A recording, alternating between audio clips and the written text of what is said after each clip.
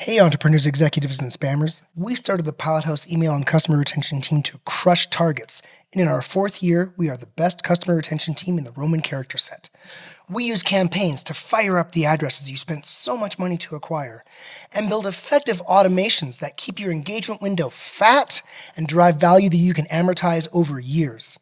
The cheapest customer is the customer you already have, and the most effective ad funnels go to high-intent audience. Come to pilothouse.co, fill out the lead form, and ask to speak with me directly. I'll give you a free audit. Back to the show. In the inbox late night, glowing screen, see the light. Email, everything feels alright. A talk turkey gut check on how your account is doing going into the most critical weeks and months of the year for many brands. Tale as old as time. We're coming to the end of the year. We got targets. People have got bonuses they want to hit. So you make this move to increase audience and frequency at the same time. And first classic move in optimization, if you change two variables at once and there's a problem, you don't know which variable change caused the problem. Your only option is not just doubling your audience size and doubling your emails sent and praying. There are more options.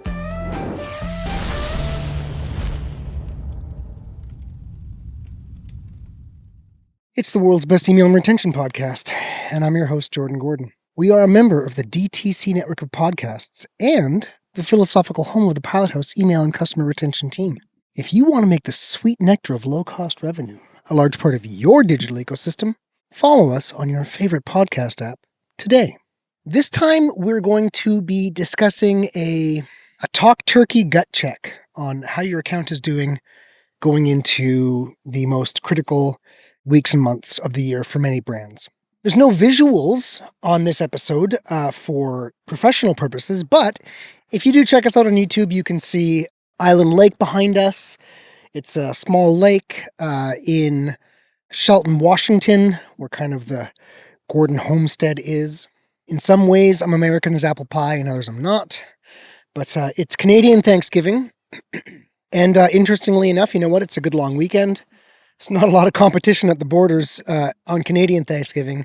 So we came down here to spend time with my sister. And then maybe we'll come down for American Thanksgiving too, and we'll just double up on our turkey. So that said, let's do a little talk turkey.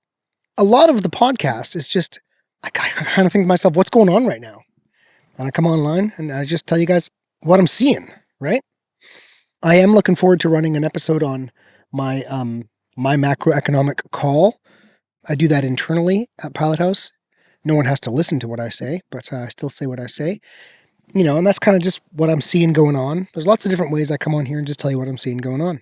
Now, in the last few weeks, I've audited, I would say, several really big brands whose email programs they're kind of not really doing anything, but it looks like they are.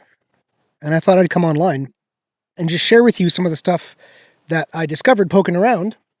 And if you want to use these same things to poke around your account and make sure under the hood things are working the way they should, I think it's valuable. I think now's the time. You're probably going to see this video in kind of mid-October.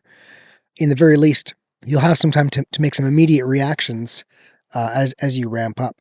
In recent videos, we have looked at companies that are doing, 1.25, 1.5 emails a day. Possible to do that. We have brands that have incredibly high frequencies, but often I see people who have come in for audits who've broken something by taking that strategy on. And so before I go into this stuff, this talk turkey gut check, before I go into that, just talk about just what I see working and what I see not working. That would lead someone to come in and have this, I would say, difficult audit result. It brings me no joy to go into an audit and say, what you think is happening is not, right? That brings me no joy. In fact, we get great joy out of taking people to a new level, not just taking people to the level they thought they were at. So, of course, you can do a lot of messages. We're showing those brands doing it. Having the right audience is important. Ultimately, the gold standard in email marketing, like anything else, is more impressions. In our case, more inboxing, right? Of course, more quality impressions, more impressions that lead to a click. Now in email, they have put their hand up and said, we want your messages. They've purchased, they subscribed. So broadly speaking, they're all good impressions. More inboxing is better in email. It can be a little bit different up funnel. Our partners in advertising, they can drive bad impressions, of course. But the gold standard basically is more audience, more impressions, more traffic, more cowbell. It's all better. So when you think about, what are some things I've seen from these sizable brands that have come in and spoken to us. So if you hear the wind in the background, it's just the beauty of Camp Gordon here in front of the lake. Yeah, my sister's, beautiful view. Maybe we'll show you our view in Port Alberni in an upcoming episode. They're trying to get results by increasing audience and frequency at the same time, right? Hey, we got to get results. Look, tale as old as time. We're coming to the end of the year. We got targets. People have got bonuses they want to hit. Companies have, Series B financing they want to get, right?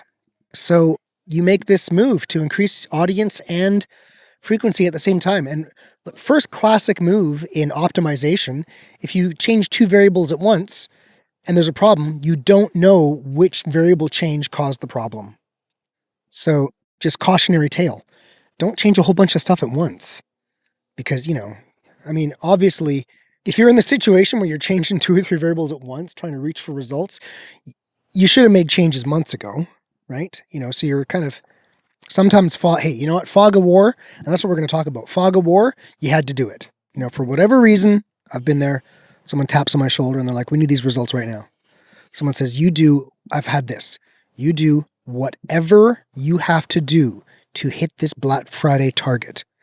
And then I've done some god-awful things as far as, email marketing practices, all white hat, but, abusive white hat practices to hit that number, and then had to mop up a huge problem in January, right? No one's happy. So I understand when you get that tap on the shoulder and you did have to change, like for instance, change your send size and your frequency at the same time. But warning, understand that as you do that, you're just opening up all kinds of risk. There are, I'm going to try to have an episode where I bring somebody in from a tool. There's tools out there that, look, here's the thing. These, I showed you Urban Outfitters, American Eagle, and Everlane. And then I spoke to the email professional on our side that runs DTC. Maybe I'll have her on. I'm not going to discuss what she and I discussed because they're her trade secrets. And, maybe I'm going to get to bring her on the podcast. But I'll just say, look, the guy's doing that stuff. Like, first of all, it's Rebecca. Well, I'll at least name her by name. She's in it. She is in the trenches, maximizing inboxing, getting the DTC podcast out there, staying out of the spam folder. And the checklist of things they go through on every single campaign is daunting, right? So on our side, we're an agency, and a lot of our practice is scaling back a bit on campaign to rebalance and get back in the inbox, and then rebalancing into automations during that time. A lot of what we do is because so many people come to us with just damaged sending reputations. So this is like, we're always doing this fix. And then we scale up campaigns once kind of everything is normalized. Come and play with us, right? And so because of our play, we're in the positive situation where we've got a play that says, hey, we're going to lighten up on your campaigns a bit. I mean, we're replacing it because, we replace it with inboxing. We've discussed this. We've replaced the inboxing we've lost from scaling back a bit on campaigns with automations that go into the inboxes of people who are likely to drive traffic, who are likely to purchase. And so even though there's less emails sent overall, there are more emails sent to viable audience. So we increase emails to viable audience while decreasing kind of overall sent count, and results can increase. Well, you know what? Not everybody has that privilege. Rebecca, our professional DTC podcast, I'm not going to discuss what she does. I'm just going to say that what she does is phenomenal. No one's tapping her on the shoulder saying, hey, why don't you send less campaigns? That's not the situation, right? She has to increase inboxing while becoming more aggressive. And they don't have, like DTC Podcast doesn't have a cart abandon. They don't have these automations they can fall back on. We're just in a different situation. And I'll just close this off by saying what I want to point out is for you to do an email every day or 1.25 or 1.5 and be constantly increasing the size of the audience, be more aggressive with your segmentation. For you to do that, you need to have a half a dozen really sophisticated tools, some that we use, some that we consider starting using, right? I mean, it all costs money, right? But if you on your end are doing this and you don't even you don't even know what tools you should be using, in a way you're kind of deluding yourself, right? So this is a message to everybody who's like, hey, I'm going to double my audience size and start sending a message every day, and I haven't learned all the tricks I got to learn. I haven't started using all the tools I got to use. I'm just going to do it. You're just going to end up getting an audit from me. And the audit's going to say, your email program is actually not doing anything. And then, we'll show you the list of stuff you got to do before every message that we do before every message. And you go, oh, okay, I see. Wow. I can't just slap a message together and send it if I'm doing this. So sorry, that was a bit chatty, but I wanted to just open up with, a cautionary tale.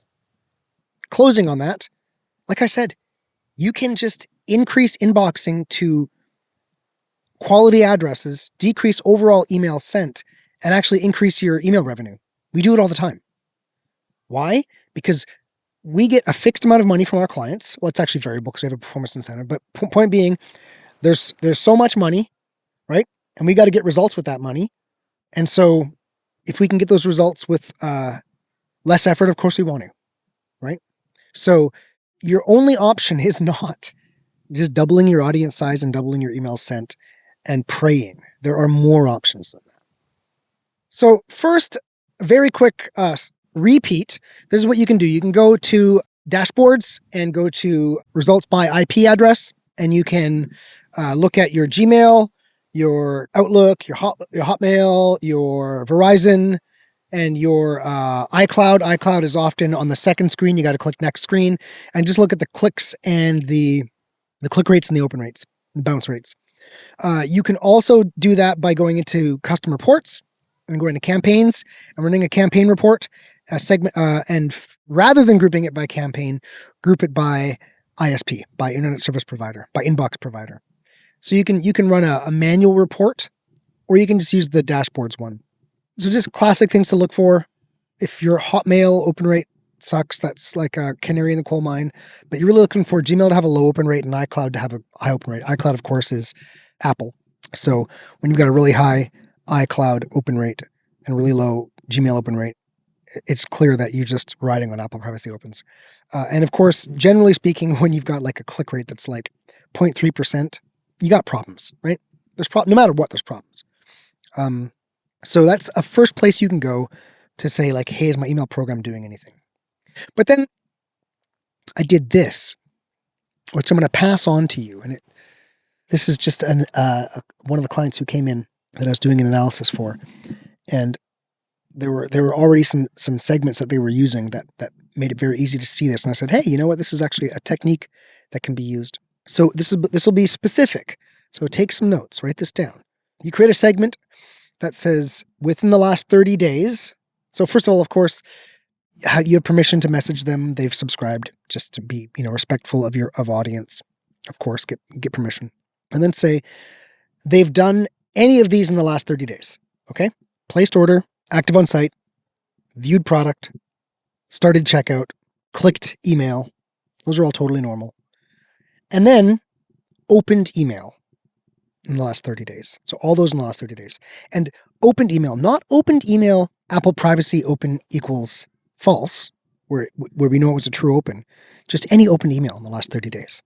And then you clone that and you say anyone who's done those in the last 60 days, placed order, clicked email, active on site, viewed product, checkout started, opened email. So they've done it in the last 60 days. But then you create a new section. They have not done any of those in the last 30. So you got two segments now. People who've done that stuff in the last 30 days, people who have not done it in the last 30 days, but they have done it in the last 60, which means it'd be 31 days to 60 days. It's a Boolean, right? So it's a really big or statement and then a bunch of and statements. And then you clone it again. And it's have done it in the last 90, but have not done it in the last 60. And you clone it again. I've done it in the last 120, but I've not done it in the last 90. And the really important trick is, because we always say walk away from the Apple privacy opens, which basically you should. Never really seen a situation where they make a difference at all. If someone's only done an open, an Apple privacy open, and they've not like done anything else, usually it's just like, they haven't visited or looked at a product or something. It's a garbage address. And all it's doing is damaging your sending reputation over time. But in this case, we did include all those Apple privacy opens. Now, when you think about those segments, here's the interesting thing. The 0 through 30 segment sucks in all of your Apple privacy only openers. They all get front-end loaded because, of course, you're sending, if you're not sending a campaign a month, then no. But like, let's just say you're sending, at least a campaign a week. Of course, all your Apple privacy openers are matching that, and they're all getting front-end loaded into that 0 through 30, that 0 through 30 day segment. And then you send to those segments. It's a ladder. And I know we have discussed this a little bit before, maybe months and months ago, but this one's better because of this Apple privacy open thing. It was so clear when I saw it this way. And then, kind of developed it a bit into a test, which is what we're doing right now. So when you send to that ladder, the 0 through 30 is going to have like some ungodly open rate. It's going to have like a 78% open rate or something horrible like that. Of course, that's not the real open rate. Of course, that's all your Apple privacy openers all in one go. And then after that, by the way, feel free to remove bot clicks from all of this. Feel free on all these segments to remove bot clicks. Bot clicks aren't really such a big thing anymore, but bot clicks on macro are not a big thing, but they are. Here's an aside. Bot clicks on macro at the macro level are not such a huge thing, but they're very indicative of what's going on at the micro level. And so when we go back to if we just take a step back and think again about the look at click rates and open rates by ISP that you get in dashboards, or you run a manual report segmenting your campaigns by ISP. If you see this super low Gmail click-through rate, right, 0.24% or something, and you'll see that, and then sometimes you'll see like especially Outlook or G Suite. Outlook is an Office tool. G Suite is an Office tool. You're gonna have this huge click-through rate there. Well, yeah, that's all bot clicks. That's like in tools, making sure that it's not bad guys, sending phishing and stuff like that. Proofpoint also, you'll see. Proofpoint is a bot click domain. Look, when you see that disparity, you know that the clicks at the macro level, at the top line click level, your click rate can say like 1%, but then you look under the hood and you're like, oh, the Gmail's 0.3, and then it's all this like, click rate 27% on like Proofpoint and 12% on, G Suite or something like that. You can see that kind of thing. And it's like clear that you've just, and when you do see that is if you haven't been segmenting out your bot clicks over a long period of time, and you're just, everything is just, you're collecting all of these addresses that are just over time driving lots of bot clicks. And what you want to do is you want to remove those addresses. If it's an address that drives a bot click, okay, fine. As long as they drive opens or visits or view products, but if all they do is drive bot clicks, it's only a bot click address and you keep sending to it, you're just collecting these addresses. And then you end up with what we're talking about here, which is like, hey, I think my email program's doing something, but actually, like we're talk turkey gut check. I think my email program's doing something, but actually it's all smoke and mirrors. And I've just collected all these bot clicks. Right? And I just keep sending to those addresses and they keep driving me bot clicks, and I'd never pull out the bot clicks. So they just keep stacking up over time, and then I keep emailing them forever because they're matching my Apple privacy opens. Like, let me stress this. Here's a statement. This is a soundbite that you need to hear. Email reporting we use Klaviyo primarily, but this is all across the board. The reporting has not kept up with how the major inbox providers have changed the way they do business. they've changed the way they do business so substantially. And what they're doing is they're changing the way they do business to favor their clients. You are not their client. You are someone who's stuffing the inbox of their client, right? And they'll just change the way that they treat you. And they're not, oh, hey, we better ask for permission from the senders. Yeah, as if Google's like, hey, let's ask Klaviyo if this is okay. They just do it. They just make the change, right? And so things have changed substantially to the point where the reporting in, all the tools, I do love Klaviyo. So, but although I'll admit, like, a lot of the reporting hasn't kept up with the changes. And and from what I've seen on all the other tools that I do audit from time to time, it's the same, right? It's just garbage in, garbage out. So I just explained to you, if you're a real email nerd, and that's why you're on the podcast, I just explained to you exactly how you could end up with a completely false click-through rate. You collect all these bot clicks over time. You collect all these bot click addresses. You never segment out the bot clicks. And so every time you send to that address, they're sending you a bot click, right? And your list keeps growing. And since 90% of iPhone users are driving Apple Privacy Opens, and if they are going through any of these, if they're going through any of these systems that are running these bot clicks to pre-check, for bad guys, well, if you're not pulling out the Apple Privacy Opens, then you get all of those that you just keep sending to those bot click addresses. You keep sending to them forever. And then you have a click-through rate of 1.12%, but actually in reality, you're running a click rate of 0.25%. I see this. And that's why we're doing this Talk Turkey Gut Check episode with the beautiful background, here in Washington, in majestic Washington state, is because, we want you to understand that your Klaviyo might not even be doing what you think it's doing. Okay, so back to it. But what am I doing? I mean, I'm telling you how to check that for yourself. Of course, you can feel free to come to pilothouse.co and fill out the lead form, and we'll run this analysis on your account ourselves. But I'm telling you what to do. Go and look for these things. Go and look for these large disparities between Office type inbox providers like Outlook and G Suite versus Gmail. Look for large open rate disparities with Apple, iCloud, and Gmail. And when you see these disparities, you can kind of see that there's a whole lot of bad data that's affecting your campaign system. Okay, but then we've got our ladder. So sorry for that. That's a little backtrack. So now you got this ladder, and you send this ladder. Now, as we said, all of the Apple Privacy Opens get stuffed right up in the beginning 30 days because we didn't segment them out.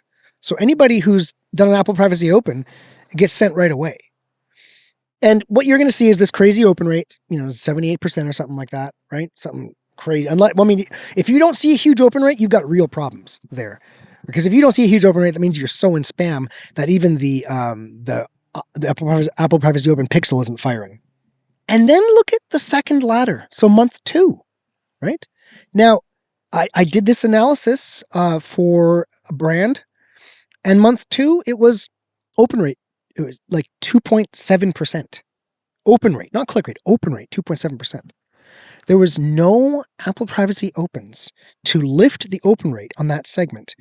And so I've explained this before. You open up, you go to your inbox, you go to your spam folder on Gmail, you'll notice that there are no images because the images aren't even sent. And so that means the pixel isn't sent, so the pixel doesn't automatically fire. The open image, I don't know why it's even called a pixel, whatever. The pixel doesn't fire automatically, and so you don't get the automatic open registered. So, month 2, 2.7% open rate. Okay, that means at most, people are getting emails from you, campaign emails from you for 30 days. At most, right? Because at 31 days, it's 2.7%. Is it 30 days? Probably not. I mean, this is my suspicion from the data. You get something like if you're really got a bad sending reputation, Gmail gives you like a 2-week grace period. This is my belief from looking at the data. We haven't actually done it day by day because we got bigger things to test and figure out. And so I just know it's something like 2 weeks. You get a 2-week grace period where they'll inbox you, and then if you got a really bad sending reputation, they just dump you in spam, right? But those Apple Privacy Opens still register as opens. Okay, but let's just see you see a decreasing month 2. You see a decreasing open rate. Well, then they look at month 3. Oh, month 3, where is it at 5% or something like that? Well, that means you can hope that between 31 and 60 days, people are receiving your campaigns. Now, if you are, let's just say if you have a sizable list, and this is the thing, I've run a bunch of these recently for sizable brands. That just means you're actually at a higher risk. Your risk factor is higher because you've got this huge list. And the bigger your list, the higher the statistical threshold you have to cross with inbox providers to be inboxed. So you've got these big lists, which means already, the inbox providers are paying closer attention to you. And what are the things they want? They want engagement and consistency. So if you've got good engagement, good. If you've got good consistency, which means, don't just surprise them. Don't just double your send size all of a sudden. They're going to hate that. You got to ramp into, you got to ease into it, right? And it's also, generally speaking, not good to just suddenly do a small send and then a big send and a small send and a big send. By the way, we do that. Our team does that, but that's because we've got we're working with many teams, and you've got, an advertising team that says, hey, we've got this promo and we need to hit this or that, because whatever, there's targets. And so, okay, well, we'll send something to repeat buyers because we know it'll get a good engagement and it'll drive revenue, et cetera, et cetera. So we do that. But I just told you earlier, we are not reliant on campaigns to grow the revenue. Rather than being aggressive on campaigns, we get the inboxing from high quality addresses with a likelihood of driving traffic and purchasing through automations. And then, again, once things are making sense for the client, we'll ramp up campaigns. So we do what I just told you you're not supposed to do. But you know what? Yeah, you got to know the rules to break the rules, right? So yeah, we break all kinds of rules, but we know how to break them. So yeah, you're a big account. You've got a big list, and then someone's like, "We got to get results," and so you double your send size and start sending at a higher frequency, and then so Gmail and Yahoo don't like the sudden change. They don't like how many bad addresses you're sending through because you've got bad segmentation. Most people have bad segmentation. And I mean, if you want to make good segmentation, here's the rule of thumb: respect your audience, right? Respect them. If they haven't engaged in a while, send them less emails. It's not rocket science. Oh my God, if you just did that, you wouldn't need to come to us and have this horrible audit. So anyway, back to that ladder, you get to see when you do this ladder, how long people are actually receiving your campaigns, because we pulled out all the Apple privacy openers because they all got dragged into month 1. And of course, you could break month 1 into 0 through 15 days. And so if you found that month 1 was the only good month, you could split it in 2. You could do the exact same thing, split it in 2 and see, okay, well, did people actually even get my campaigns after 15 days? And here's the thing: if you are big and you have an aggressive campaign program, and you do not do all the things that I'm not going to discuss right here because it's a colleague's secrets. I'm not going to just tell her secrets. But if you haven't got this long list of things you're doing and these very sophisticated tools you're using to understand what's going on and to establish a good sending reputation, it's possible that you've got a fine open rate because you still, all those Apple privacy opens are in there, but actually everybody who's actually engaged in the last 21 days or more, they're not even seeing your emails. They're not even seeing them. Like it's possible. And it's not only is it possible, I'm seeing it enough in my own audit kind of stream that I'll just say at a macro level, I know what's happening. I know what's happening out there, right? People are just getting blindsided, being like, oh, I thought my email program was doing something, and it's not. So now you've got a tool to test that. And if you're having trouble, of course, you can feel free to come to pilothouse.co, fill the lead form, we'll talk to you directly. But the strategy that we use in these situations is just to cool it on the campaigns and increase inboxing to viable addresses, to high quality addresses that have engaged recently through automations. Generally speaking, don't have a super aggressive campaign window. If you want to have a really successful email program, imagine just the easiest way to do it is to build a program that you would want to be on. So let's say somebody engages, somebody opens an email, and you're like, okay, I'm going to email you 3 times a week for 180 days. Okay, you opened once, and you're going to get emailed 3 or more times a week for 6 months. Look, by the way, if you're trying that, unless you've got very, very, very sophisticated processes, try that ladder I just told you. You're going to spam way before 180 days, way before. You just think you're getting in the inbox for 180 days. But point being, even just the thought process that someone opens an email once and gets just pummeled for 6 months and is happy, that's a crazy thought process, right? It's crazy. Come on. Make the program that you want to be on.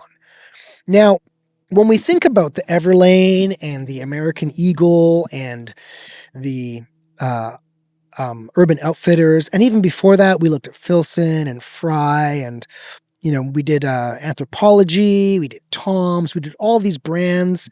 If you look back, because we do a lot of fashion, yeah, you know what? People keep engaging with fashion. Like segmentation is based off of recency, largely speaking, because recency's huge, but frequency's big too. And so we don't do this, I've thought about it, but you could cut engagement frequency with recency and obviously send more emails or do a longer recency look back for people that have higher frequency. We do actually do it we do it in some situations, but it's not part of it's part of pumping. We do it when we got to pump sales. It's not part of the base segmentation. Anyway, you could, as part of your base segmentation, do that. Because obviously, if someone has clicked more often in the past, they're more likely to click now. And so when you think about the American Eagles and the Everlanes and the Urban Outfitters, yeah, they're emailing you 1.25 times a day, but it's fashion. So the catalog is changing all the time. Let's say it wasn't fashion. Let's say you're doing health food products, right? Health and wellness, right? We work with lots of health and wellness people. And if you've got like a large and vibrant health and wellness catalog, you can send to a long frequency. And the reason the long frequency works is because there's lots in your catalog. So people are going to just naturally, if you only base it on recency, the fact is people are going to be engaging more often. So you are going to have people who've had a higher engagement frequency. And obviously Gmail and Yahoo care that when someone engages often with your brand, they think not just recently, but often they think, oh, this address thinks this brand is high quality, and they inbox you, right? So that's how something like a 180-day window would work, right? When you are focusing on addresses that engage often, not just recently. Hey, you know what? Happy Canadian Thanksgiving, right? Right? Here I am in beautiful, majestic Washington State, visiting family. Look at the beautiful lake in the background. Thanks for just taking that talk. It's a tool you can use to gut check, to just make sure that actually things are looking good as you go in to the most important weeks and months of the year for many people. And I mean, if you want to talk to us, of course, feel free to reach out. And if you are in a situation where it's not looking good when you run that analysis, and for whatever reason you can't reach out to us, which I understand, you're already locked in somewhere else, whatever it is, look, less is more. One of the largest learnings I have in all of my time in kind of let's call it outbound is that list size is the most misleading number in email and retention. Because most of the addresses on your list are low value. They're not likely to visit. They're not likely to drive traffic. They're not likely to click. They're not likely to purchase. They're just garbage addresses that came in a long time ago, haven't done anything in a long time. They only clicked once anyway. You know what I mean? So less is more. If you're in this situation that I just described, and you're like, whoa, it's like October 15th. It's the Ides of October, and I need to turn this around right the F now because I ran this test and it looks like things are a mess. You want to change your segmentation to focus on addresses that have engaged recently and have engaged often, and not just opens, right? In fact, you can, again, we don't do this for specific reasons, although we've tested it. And in certain situations, it's strong, like in this situation, where you don't even include open as an engagement. Not even a non-Apple privacy open, not even a true open. A true open is not an engagement. And the only thing you consider engagement is a click, active on site, viewed product, checkout started. That's an engagement. Why is that? Why would you do that? Because that's a visit. That's someone on the site. All those things, someone went to your site. So someone who went to your site is more likely to go to your site again in future, right? Someone who opened is more likely to open in future, and you're looking to drive traffic, right? So one thing you can do in these situations is tighten up so much that you're not even considering an open and engagement. You're just like focusing on the addresses that are going to visit, that are going to purchase. And then you're going to end up with some smaller send sizes. You're going to pull out a bunch of people who are not engaging anyway, but just bad, just how difficult the email protocol is these days. They're getting included anyway. You're going to just sidestep that. But even if you don't do that, and you just walk away from the Apple privacy opens, just do real opens and go to a really tight engagement window. And you know what? Not everything has to have this. It's not always like every single data point has to be 90 days. You can have tighter opens than clicks. You know what I mean? Right? Clicks are incredibly strong.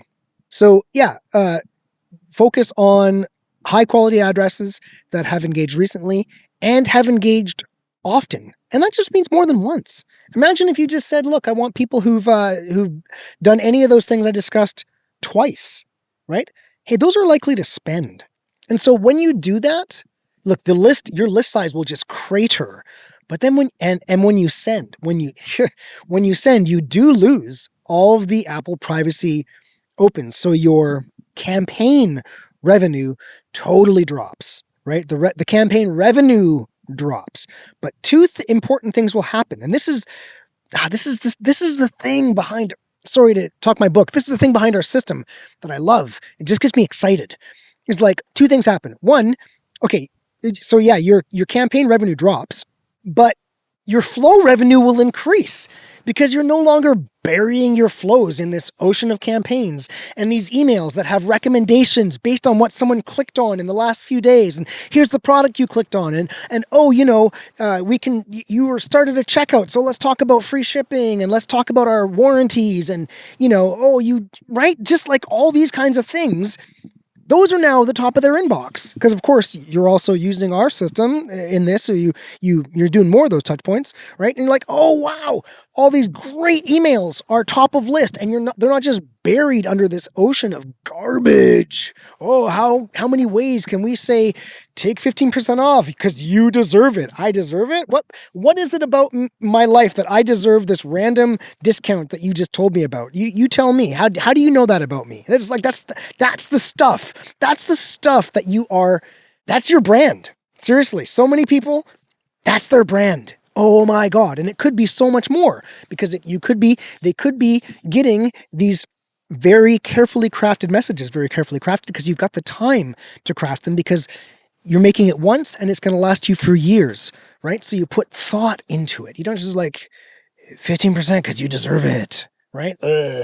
So yeah, your flow revenue will just go up. Right? You do that tightening on the campaigns and your flow revenue boosts because those messages are now getting the attribution. And also they're getting the visibility. They're not, it's not two campaigns on top of the flow message that they would have gotten, 4 days after viewing something or something like that. That's one thing that'll happen. And two, so yeah, the campaign revenue will drop quite a bit. You'll note and you'll get nervous. But look at the clicks. The clicks won't drop as much as the campaign revenue, right? And so that's an indication, that disparity is an indication of how much of your campaign revenue is actually driven by false attribution from Apple privacy opens, right? Now, closing on this, I am not saying that you can't do well doing 1.25 emails a day. In fact, I've been analyzing those brands for you because we all have them in our inboxes. I mean, keep in mind what I told you, fashion brands, they've got lots of newness. So people are engaging often. There's a high engagement frequency, not just recency. If you are doing adult diapers, for instance, you don't need an email a day, right? It's not going to work. So there's a lot of reasons that some brands are able to do it and some brands aren't. And of course, if you're one of these brands, if you're a culture brand, if you are a fashion brand, if you are, a highly engaging brand, that blanket of 1.25 a day, 1.5 a day, those are all brand impressions. They're reinforcing the brand. They are driving branded search. You can do excellent work at an email a day, but you have to have your processes in order. You have to have your segmentation dialed. Like, think of all the stuff I just talked about for the last, I don't know, almost an hour or however long we've been doing this, 45 minutes, right? Think about all of that stuff that you have to be doing. And then the tools, which I didn't go over, and maybe we'll have Rebecca in to talk, because she and I had a really, really good talk. And I said, hey, can you come on? And she said, well, you should gotta chat with people, her superiors, to make sure that she's not giving away trade secrets, blah, blah, blah, blah, blah. But I mean, the people who are sending out daily emails, they're real pros. They're in the trenches. If you are a DTC brand who, just is kind of, you suddenly things have exploded because you got a great product, congratulations. I am a great admirer of entrepreneurship, and I respect what you've done so much. You've exploded. It's gotten big. But then you're still doing email marketing like you were when you were just this, working out of your closet, right? Like, come on. The people who are doing that at that volume with lists that big, frequency that high, and maintaining a large audience, they are dedicated professionals. Don't delude yourself into thinking you can just do that, right? Because what I'm seeing, this is to close it off, I'm just seeing bodies in the streets from people who are coming into this season and they just want it, and they're just doing it. They want the results. They're doubling the send size and increasing the frequency. And I just walked over how you can get false signals that actually tell you what you're doing is good. And how does that represent itself in the end, right? What happens? You've got these great email results. How could you know if it was actually working? Hey, let's tie back to a previous episode. I don't know what it was. You can go back in the World's Best Email Retention podcast. You can look back when we talk about customer base. So what's going to happen? You're going to have a really strong results in platform revenue. Klaviyo's going to say everything's good, but your active repeat buyer is going to decrease, or it's going to decrease relative to active first-time buyer. So you could be in a situation where either active repeat flat out decreases, or active repeat as a share of active base declines. So you have this deceleration in your repeat base, because generally, if you've got a really good Klaviyo program, this is for the average brand. If you're like a single SKU, it's different. This is different for product subscribe. So if you're product subscribe, what I'm saying is, I mean, I'd need to think about it specifically for product subscribe, but let's just say in general, Klaviyo's revenue is 60% buyer purchases, 65%. So the majority of what's going on in there is buyers, which means they're not in the sales funnel. You're driving up domain revenue without driving up ad cost, decreasing your marketing expense ratios, allowing you to invest more in the business. That's why you'd want to do customer retention in the first place. If that sounds amazing, come to pilothost.co, fill out the lead form. I'll talk to you directly. Now, because Klaviyo is 60% buyer, when Klaviyo is underperforming, it shows up in your base in active repeat, right? If it's like, say, 65% buyer and it starts flopping, your active repeat will start to underperform relative to your active first-time buyer. So that's how you could go. So go back and find that episode. I don't know what number it is, but you can go back and find it. It's in the middle somewhere, maybe in the 30s, late 20s, high 30s, something like that. That's another way you could go in and look at your Klaviyo stuff. Let's say you do this ladder that I just told you, and you're like, oh, this looks pretty nasty. You can go and look at your base and say, does my customer base confirm the idea that I am doing a worse job of marketing to my customers than I thought I was? And again, if you're a single SKU, non-repeat purchase focused business, like a trampoline or a high-end AI skateboard or something like that, you're probably Klaviyo's probably below 50% buyer. If you are a product subscribe, like a subscribe and save business, Klaviyo is way more than 60%, but a lot of that is just the fact that those buyers keep purchasing automatically. So it's a different analysis. But if you're just the average e-com brand with, whatever, a dozen, 2 dozen products, something like that, and you got some cross-sell capability, yeah, it's 60%, maybe 2/3 buyer revenue. So yeah, that's where that would show up if that problem was there. So hey, entrepreneurs, executives, and spammers, have fun spamming. In the inbox late night, glowing screen, see the light. Email, everything feels alright.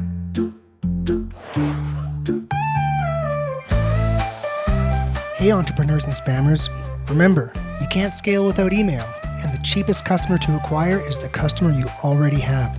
So please subscribe to the world's best email and retention podcast and learn how to make low-cost revenue a big part of your digital ecosystem.